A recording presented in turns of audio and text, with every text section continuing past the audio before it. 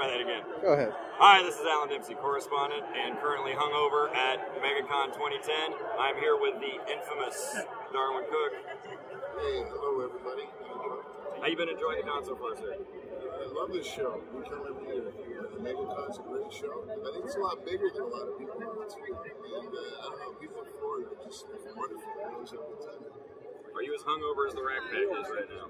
No, you know, there's some sort of magic thing keeping me afloat this weekend. I shut that bar down every night. I feel okay. So I don't know why it is. Maybe it's lack of sleep and food. Right. Well, that's what we like to hear. When I was preparing for the interview, one of the things I thought about was the fact that it seems like in comics, people tend to have to build up. They have this long list of things that kind of maybe went ignored, but then eventually they kind of develop this clout. And it seems like with your work, it tends to be this, it almost feels the exact opposite, that you just kind of blew up, everyone immediately knew your name, you know, and there isn't necessarily a giant wealth of material, but everything that's there is kind of considered seminal and like a must-read. I don't know. I mean, is there, what do you think it is about your work that maybe has grabbed everybody by the throat? I think the real difference is simply the fact that I didn't start doing this until I was 38, and I'd had an entire set of careers before that sort of, gave me a point of view, an approach to it that, I probably would have had if I'd broken in when I was a teenager. Like most of my friends got into this when they got out of high school. So they had to go through it that way. And I came into it at 37 with a game plan, and I had something of a track record because I'd been down at Warner Brothers with Bruce Timm, and had run an animation studio of my own. So I think I was ready to sort of package my work and knew exactly what it was I wanted to say, because I'd loved comics my whole life and I never had a chance to do it. So I'd had years to figure out what I would do if I could. And so I think that's maybe a part of why I was able to get there real quickly. Great.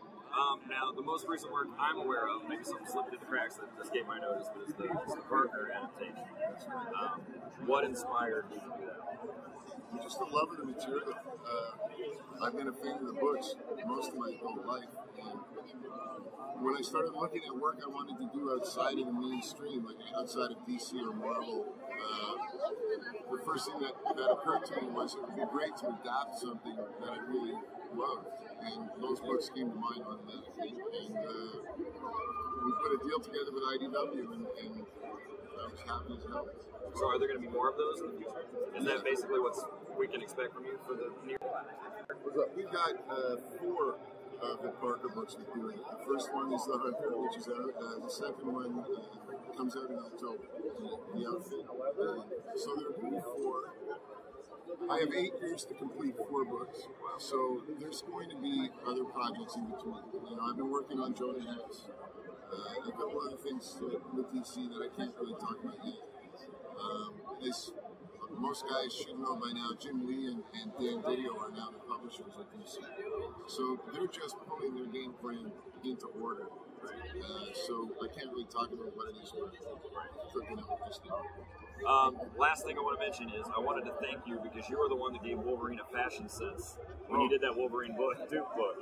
Did you have any comment about that? Yes, I do. It was a funny thing.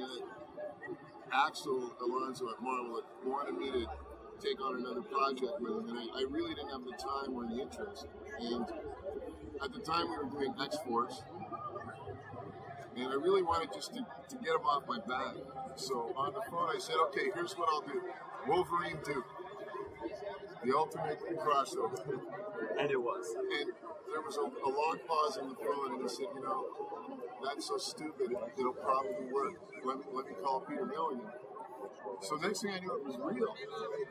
And it was like, Wolverine was the last thing in the world I wanted to do.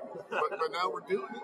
And so then you look at the character, and he's like, well, he's the best there ever is. And, he's the manliest man in comics. And it occurred to me, why is this macho, straight guy dressed like Freddie Mercury?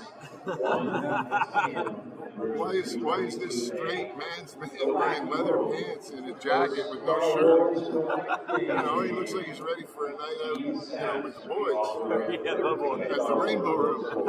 So, you know, I went back to that Wolverine that I like, the old John Buscema Wolverine, where, you know, he was a guy. And I thought, okay, so, yeah, just wear a black suit and a cool shirt.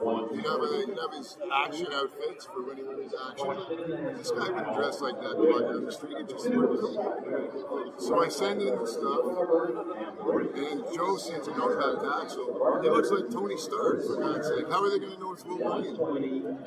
So I said, well, maybe it's the claws coming out of his hands. Yeah, or the hair, right? Or the hair. And so they went along with me. Great. Well, thanks so much for your time. Oh, appreciate it.